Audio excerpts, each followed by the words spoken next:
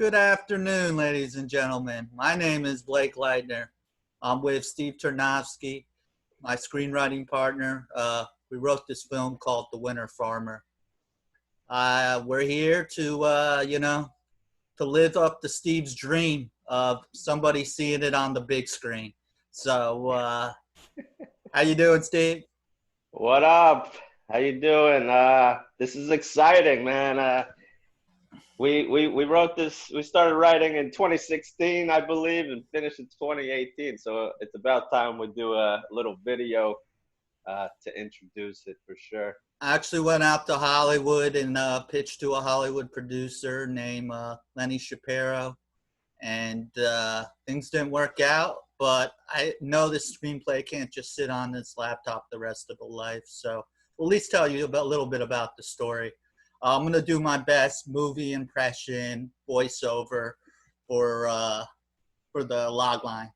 So in 2116, a virtual agriculture company has frozen the earth, causing farming to go into extinction.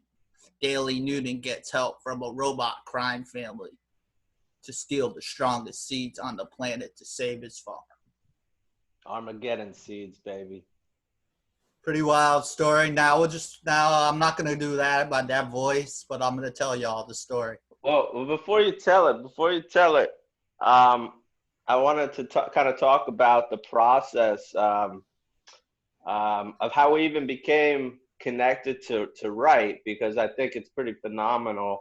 From my view, I've been looking for a partner for like a decade. Literally, I had about 5 people I started and stopped writing within like a couple of weeks of starting something. And one night we're at Eugene's celebration in 2012. Good times. Having a great time. I think I got rejected by this chick I was supposed to hang out there. She met like an old flame. And then I see Mr. Blake Laitner at the bar, so I saddle up beside him. And, we've known each other for a couple of years at that point, but we just started going off on this, like, awesome vision. I don't even know what to call it, but we talked for about 4 hours that night. We know what to call it. We came up with a name. Yeah. What was it? Visions, the last meal of the universe. How far would you go to feed your family? This story was amazing, and, maybe we'll touch a little bit on it, but basically I thought we would stop after the next day, but this guy, Blake Laitner, the most dedicated person I ever met, really. I don't stop. The guy does not stop, and we went hard. I'm talking 4 years into that project. So if you want to be a screenwriter, get ready to do a lot of time and not see a lot of money come at you. So it's a real dedication. And so I just want to say that to you, bro. Like, I'm glad we could take this journey called screenwriting together, man. I've learned that it's more fun doing stuff with people than just doing it on your own. And me and you, you're my left brain and I'm your right brain. So no, it's true, man. It's so much better when you have someone else, and it's literally like having another brain. You're right about that. And we call each other ping and pong. So yeah, I really don't want to get into vision. That was a rabbit hole that I really didn't want to talk about. But it did have to do with this movie, The Winter Farmer, which that we went off those words. How far would you go to feed your family? Exactly. And I don't know if we call this more down to earth compared to Visions. I would say it is. It is, yeah. It's a couple steps down. It's just a little steps. So so I'm gonna read the story to everybody. We're still looking for somebody to make this movie. I would make it myself, but if I could afford to make it. But of course, I had to start with my first movie. We Need Rent Money, coming to a film festival near you, and hopefully gets on the right distributor platform so everyone gets to see it. So our story starts in 2110 as Human Advantage is offering a scholarship at its annual High School Science Expo. And of course, Oregon's two frontrunners, already global sensations, are Daly Newton and Peterson. It's a duel for the ages and an introduction to how humans will fuel their bodies. Newton pulls out the victory, but surprisingly declined to stay and build Newton Farms nationally. Peterson, on the other hand, is more delighted to run with the opportunity. In 6 years' time, Peter is now Dr. Peterson and has been titled CEO. Unfortunately, his promotion comes on the heels of the worst sales quarter of Human Advantage has ever experienced. If HA, which is Human Advantage, wants to see their dreams of putting an Human Advantage machine in every household across the globe, Dr. Peterson must execute his war on the industry. He calls it detox. When the sulfate aerosols are released into the atmosphere, blocking the earth from receiving the sun's heat, it's game over for farming Bill and Gates. farmers, and the beginning of virtual agriculture and 3D printing farming. The cold hits Newton Farms, and they are forced to use their reserve from the special biochemical radiation. At the brink of desolation, Daly enters into a legal activity with Scratchpad, a female gang member of a gang called WTF, which is then soon arrested. Dr. Peterson bulldozes the entire Newton Farm property, killing Daly's father, Tree, and keeping Meadow and his mother as a hostage. If it wasn't bad enough, he makes HA's headquarters Newton Farms and keeps their special field. As an all-in attempt, when Daly gets out, he decides the only way to save his farm is to travel to Norway to rob the seed vault of the strongest seeds the earth has ever produced. Daly convinces the local gang leader Scratchpad and his gang WTF to help him. And because Europe is a dangerous place with rebels fighting the Human Advantage army, along the way, Daly and WTF find out the vault is now guarded by a robot crime family that has their own drama pursuing. Daly doesn't know what side to trust, but must continue to the seed vault, especially now that Dr. Peterson has caught word of the farmer's plan and wanting to crush his hopes by beating his old rival to the seeds first. Boom. So point blank, this is a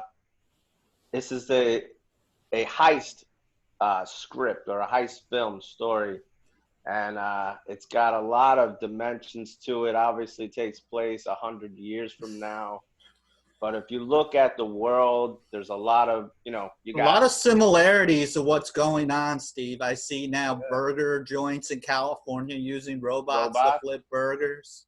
Yeah, dude. I mean, we had more like humanoid robots doing the burgers and stuff, but they actually now that's coming true.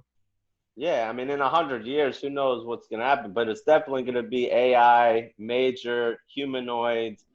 A lot of these companies like Amazon, Google, Microsoft, they're going to be owning a lot of the food supply. You never know, virtual reality is going big. So it has a lot of real elements. And so I think anybody that's interested, wants to read this script, that's more than welcome to email us. We'll give you that information for sure. It's also Writers Guild Association, so it is copyrighted. So we're not really worried about someone stealing this idea. So, and we'd rather just see people read it, because it is a great story. Has family, has war, some gangster shit. Yeah, I mean, Daly Newton, he just wanted to impress his father all along. And he grew up in Cottage Grove and on a big farm, and he didn't know a lot about the world in general growing up. So, you know, as any kid, he's kind of became a little bit of a rebel. And when his dad was saying, don't do that, don't do this, because he kind of knew, he went against that and ended up going into this competition in high school as a high school senior. I mean, even before that, the elementary school competition. Yeah, I mean, we do that in a kind of a backflash. But, you know, that's where the story starts, is this high school senior year competition that Human Advantage is going to give a scholarship to. And so you got Daly Newton versus Peterson. Pipeline Peter. And, you know, Daly's a natural farmer. And at the time, there was war. Of course, with a twist. What? The weaving system.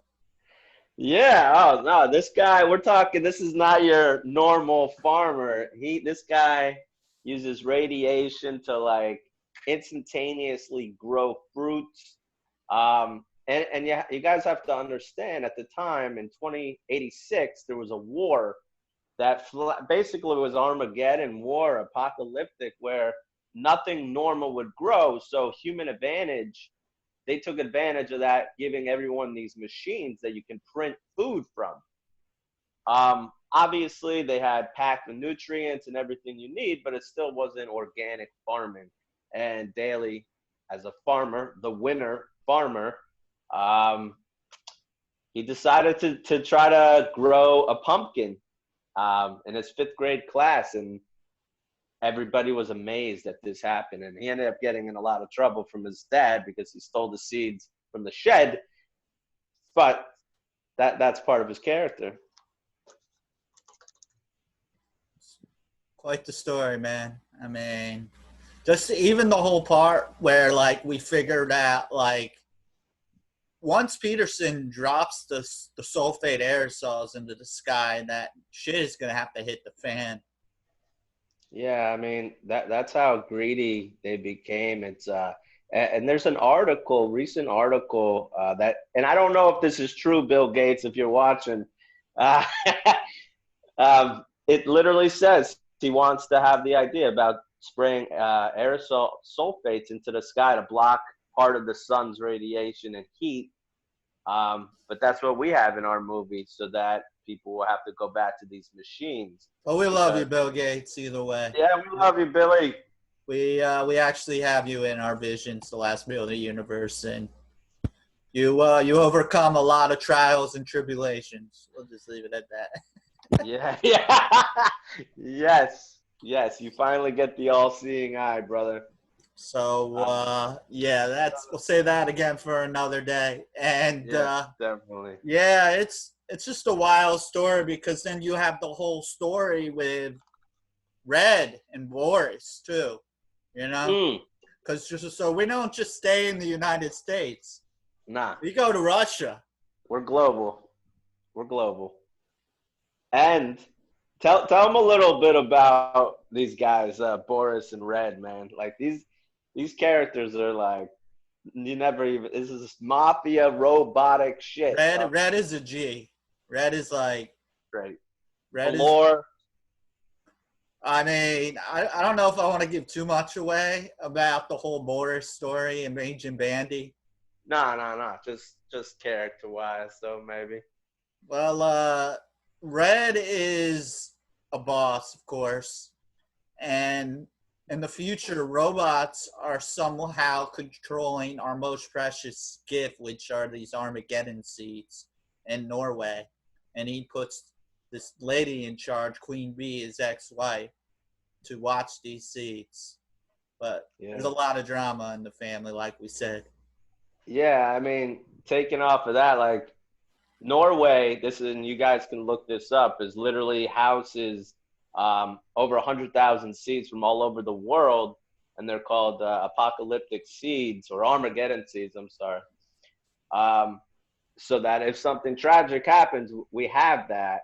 And so our story takes Daly, who's trying to save his farm, realizes, the seeds that he's using aren't strong enough. So this is the heist part. He's like, I need to go to Norway and steal those seeds. And, he wants to do it for a good reason, but obviously he's met with antagonist, Peter Peterson, that doesn't want him to get it. And also this is being guarded, as Blake just said, by mafia robots.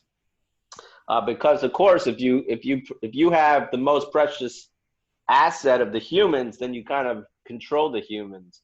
And so that's where we were going with that, which I think it's a good way to go. It was really well thought out, man. I mean, Yeah. We didn't just jump into it too. We had outlines and, and I think the dynamic of changing Scratchpad to a female, making her, a strong female presence was very, very important. Or the gang member that he convinces to take her national gang to across the country, across the world, not just the country, Yeah. Well, why don't you talk about her a little bit, like how our main characters, because we got Pipeline Peter and Daly Newton. How did Scratchpad come into play? Well, Daly grew this special drug that we called Roadhead. And like most good drug lords do, if they see something that they can make money doing, they will do it. But she also had some farm to table restaurants, which to grow legally, the natural farming was illegal. So Daly would, supply the restaurants and stuff. And Right. Peter Peterson, he was just known as this kid that could just take this GMO HA food and it looks like art, which a lot of people are great at doing today. Very, culinary art specialist. So when it comes to the expo, you have Peter Peterson that wants to take farming to a whole new world, which is this virtual farming. And he introduces, like I said, virtual farming, but incorporates the HA 3D printing GMO machine. So, and then Daly comes out with the natural thing, which is this cross weaving thing where he lights the root of the wick, and with the radiation and everything, you have this counterclockwise clock plot of fruits and vegetables just popping up instantly. Yeah. It's literally instantaneously growth with him, and Pipeline. He found that a way where you could still rototill something, your garden. You could walk in your garden, and you could pick an ear of corn and literally have it in from 3D or virtual world to the physical world. But he like most bad guys, he believes the world is overpopulated, and Yeah. he needs to control it in order to get his way. And we'll just leave it. Conflicted individual, growing up in a tough time, but being a genius. He didn't really like people. Yeah, I think we did a great job, as our antagonist, feeling like what he's doing is right. Oh yeah. Oh, he didn't have any qualms with that. He thought he was actually helping the world out because it was these machines printed, like I said, nutrient dense food, everything you need. Um, so yeah, I don't think he thought it was a problem. Granted, he's ruthless, very ruthless individual. Yeah, I mean, a lot of little side characters we had. It's just a great story. I mean, I actually went back and started reading it again because you told me you wanted to do this, and I'm not just saying that because I wrote it, that it's entertaining. And a lot of people wouldn't want to read a screenplay, but this thing's entertaining, you know. And Yeah. it has a lot of dynamics to it. Yeah, I really I hope one day we get to see it on the big screen, literally, and it takes a lot of work to write something. Well, somebody puts this on their big TV, it is on the big screen. But you don't get away with it. Blake had once promised me that before I die, we're gonna get this made, or I'm gonna see it on the big screen. So he's trying to basically say this will be on the big screen, and then I can drop dead. So, No. I mean, I haven't won the Powerball yet, so I can't make it. I mean, I just made my first feature. We need rent money, and yeah, it's gonna be great. Got a lot of awesome people on board, a lot of dedicated, people to doing something great with this, and yeah, hopefully everything builds up to this Winter Farmer, and because the world needs this. And the way we were going to market it too, I thought was great, promoting, the whole merchandising at Lowe's or Home Depot with, with the plants, but then incorporating an app that they could put like clothing on the plant, Yeah, I mean I'm not gonna get into that too much because it's definitely a $1 billion idea,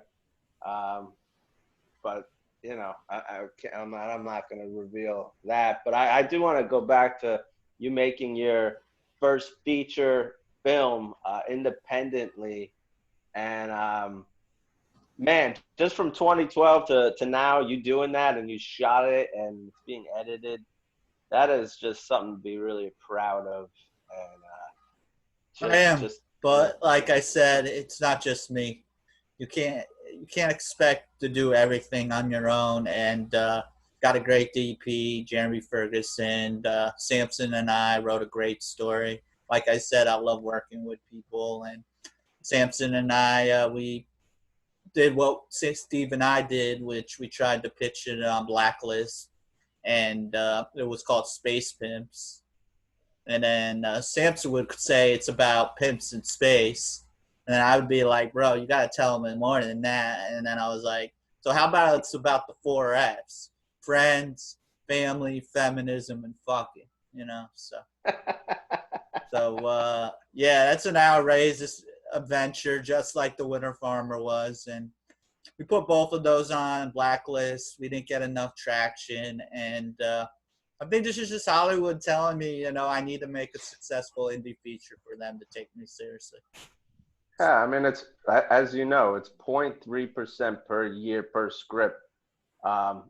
And the total scripts get made. I mean, so again, anybody trying to write something and, how many friends just come up and go, oh, I got this idea. And, I used to be like that. But after you write 3 or 4 there's always that idea guy, There's always the guy in the group. I got the idea. I don't even want to hear an idea anymore unless the first thing I ask them, I go, do you want to spend 2 years writing this script? Do you want to spend 2 years trying to sell that script? And it's just not one rewrite, not just 2, not just 3. What was it, 5, 6? I don't know. Oh, Visions was like 12 rewrites because we had music involved. But yeah, Winter Farmer, at least that got better every single time. Of course, I mean we're like perfectionists, but shout out to Samson Ray Simon that came in and helped out with the formatting and yeah, man, that guy's super creative and very disciplined in his crafts. I say crafts because he's multi-talented, and so he gave us a hand on like actual formatting and grammar and just everything he brought to that script. And so yeah, thank you, Samson. Yep, thank you, Samson. But we're the creative motherfuckers. Hey, bro, it's straight up like, hey, everyone's got a crew, man. we have like a crew that's like, I don't know how many people we have, but definitely the three of us, and I would say another probably 7 other people that, hey, we're gonna pitch this and keep pitching all of our projects until we make a name for ourselves. Yeah, So Lenny Shapiro, if you still want this movie, it's still yours for the taking. I should have went to Home Depot or Lowe's and bought like a plant and brought it to the pitch. Just I like always, yeah, just like the broom. I was gonna say, I always tell you to bring the broom like you're ready to work, but I think the broom doesn't work, and it only works if you're going for a regular job. With the screenplay, I I think you got to mean, who do something doesn't else. need a broom now? Everyone needs a broom. Well, if you were trying to get a job at like 21st Century Fox and you wanted to start on the Which bottom, then is you now bring the Disney. broom. So Oh, they bought them too. yeah, they bought it. Yeah, Word. yeah. Yeah, I mean, it just shows the efforts there, and we'll do anything that we want, you know. Sweep Or away the competition, and we'll start cleaning your office, So. we'll do a free cleaning. We'll do the We'll windows. sweep all those screenplays off your desk and put ours on there. Yeah, when you're not looking, and we'll just put it right there in front of you. Yeah, it's been quite the journey, man, and I I'm mean, glad, we've even thought about, staging a murder or anything like that, or kidnapping someone famous's kid. we're not You gonna know, do it, but we're we probably thought not about going to do it, but it's something you got to think about, when you're in it this deep. So we just want to let you know that probably not going to do it. this is evidence right now. If you do Okay, it, it's okay. it's okay. It's okay. All right. You only live once, baby. You're only here one time, so I'm willing I would to. love to tell the audience the end, but they're not gonna get it. Not happening. No, but you know what? I don't know how much more we'll talk about this right now, but I do want to say, our first, like we said, our first screenplay, Visions, Last Meal in the Universe. If anyone wants to hear us read it, again, comment or send an email. It's an amazing story, and it's just something we can break into parts. And, just something if you're just driving in your car and you want to listen to a podcast, story time of Visions, just let us know. I mean, I might as well just start doing the story. Just get the script up and just do not do the whole thing. Obviously, that we could do it in an hour. Not at once. Yeah, no. Not at once, but yeah, no. I'd say we're entertaining enough. I don't think people would fall asleep at the wheel, listening to us. So. No, definitely not. It's both of them are great stories doing different things, but I don't know. I had a lot of fun writing both of them, and Still want to do the Vision experience, man. It's such a brilliant way to bring cinema to the public. yeah. Didn't you say someone in London? They're kind of doing that. Yeah, they're doing that. They did it with Back to the Future. They literally make a whole town of what was the town that he lived in? What, in Back to the Future? Pleasantville? No, was it Pleasantville? No, that's a movie. I'm drawing a blank. You know what? I don't even know where is that? I gotta look that up real quick. I know J.C. Penney. There was a mall there. I know the name of the mall. The mall was Twin Peaks. Oh, maybe Minnesota then sounds like. No, it wasn't Minnesota. Me and my conscious connection game. What was the town that Back to the Future took place in? Hill Valley. Which is where? Which is in California. Oh, California. I've never even heard that before. But okay, so what happens? They do a whole ride there and then show the picture? No, they show the picture and then they'll have interactive, places you could go into, after they show the picture, Oh, gotcha. Yeah, I mean, something like that's a lot of money, but that film, I remember going to MGM in Orlando and getting on that ride was like the coolest thing I ever We go freaking. through the dinosaur's mouth. Dude, you feel like you're in the movie. So imagine if you had something like that that actually went through the entire movie. That would be dope. That would be dope, man. Yeah. One day. One Yeah, day. you just need a couple $1 billion in your bank account, then, make Yeah, everything happen. that's it, you know. That's all it takes.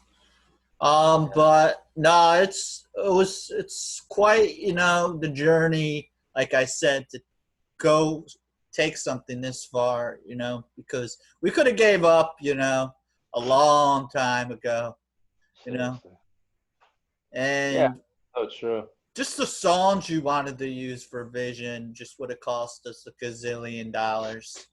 Because it was Yeah. like every single like mainstream genre song, like from Pink Floyd to Biggie Biggie Smalls to Smalls. Bob Marley to Guns N' Yeah. Roses. List goes Yeah. on and on. We were rookies. We didn't realize you have to pay for the Grateful right. Dead, you got the shirt on. So Oh yeah. Fire. Fire on the mountain. yeah, no, we're good people, if anyone in Hollywood wanted to take a chance on us, and like we're willing to do it right, if you did have us rewrite this movie again, we'll do it, but Oh, I don't think it completely. needs it. I really don't. Oh, I'd be willing to let anyone change and alter, shift with the right intentions. Because, hey, we were just a couple kids just wanting to write something. And, that's the other thing. It's like if you're writing a book, you could get it published directly. If you're a painter, you could just paint something and sell it, or put it in a museum or a restaurant, or sell it online. And there's so many different mediums that you could do this with, but when you're trying to write a script and go to a movie or on TV, it's like you need a especially hundred other especially when it's people. not a book, it's its own original idea. Yeah, I mean, you just need ins, man. You need to meet someone. You have to know someone. You got to keep fighting, and so it's not easy. So yeah, I'm proud of us for sure. I just hopefully the right person sees this, and if not, it's still great that we did this. And like I said, somebody watches this on a 65-inch TV. You know, it's on a big screen. So, Are you yeah, well you're on all the socials. Are you so you'll be able to have a link for people to read it, and obviously from this interview, people that like it and want some more, you'll have a link for them. yeah, I'll put both our emails, and they can contact us, and I'll do the hashtags and the tags on YouTube, and it will be on my YouTube channel, Blake Laitner. Got a few other shorts and some music videos I did on there. But Yeah. yeah, I also have my new YouTube channel, We Need Rent Money, which I've been interviewing cast and crew members, so Yeah. people get a better idea of them as people, other Yeah. than the wacky characters they are in the film. Yeah. So How many people did you have? over 50, I would say over 50 people. Yeah, that's it's impressive, man. And I, Yeah, I like that idea. Nowadays you could really uh you know highlight them. it's a true story too, which a lot of people will be like, nah, that shit didn't happen. But at the beginning, we have it's based on some real shit, and like I, Samson told me this story, and I was like, this is something we could actually make, and this is something I want to see. And when I was making that movie, I was always thinking like, why didn't I just make a little simple love story? Like 5 actors, maybe more, maybe like 3 or 4 locations. Not over 10 locations. But it's like, would I really want to see that? Fuck no. So Exactly, right? Like, so why not? If I'm gonna spend money on something, make something I want to see. Oh, well, now you're making me like not to get off topic, but in the future, we were thinking about writing a love story called Cafe Moon that takes Not your place on. typical love story. If you could get an idea who we are as people now, so it's But not it's going to going to be be, a lot more simple story, but not. but not never. It's never simple. But hey, it's ironic, right? Like the moon signifies love, and for some reason, the people are going to go there and fall out of love. So Except at Cafe Moon, they come together. they come together only in this one spot. But yeah, God, that I can't wait. So It's when do you deep, think you? deep like the crevice in my asshole. Oh Jesus Christ! Oh Jesus Christ! Don't visualize this, people. I don't know. So I don't know when where do I you was going think with that. this? When do you think your trailer is gonna come out? It will come out when it comes out, man. I'm Oh, not. geez, look at this. Not 2025. No, not 2025. I have a great team of editors. I call them Team Awesome. My buddy Matthew Hewitt and Jeremy Ferguson, my DP, who also filmed the film, and they're working really hard to put together a rough cut. But I'm not going to give you a trailer once I have the rough cut. I want it color graded, special effects added, After Effects, all the bells and whistles, and then Definitely. I want a finished product before I could give you a trailer. So then I could cut the best stuff from that and blow your fucking minds. That's right. I can't wait to see that. I'll fly out to Eugene For the premiere. for the premiere, baby. Yeah, no, I plan to get into some film festivals down in FLA. Obviously, that's where my family is. That's where my friends are. And yeah, I'll try to get into Fort Lauderdale International Film Festival. You're over by Ocala. I'm sure there's something in Orlando. Yeah, oh yeah, definitely Orlando for sure. So Cool. All right. yeah. Well, Well, the movie's The Winter Farmer. I'm Steve Tarnofsky. and I'm Blake Laitner. And yeah, if you want to read it, get ready to have your mind blown. Blown, but it's a great story. A lot of conflict, a lot of emotional turmoil with our characters, and And we predict the it's future very like real. most filmmakers do. Exactly. So thank you for tuning in. And if you want to read the screenplay, please contact us. Thank you. Thank you, guys. Take care.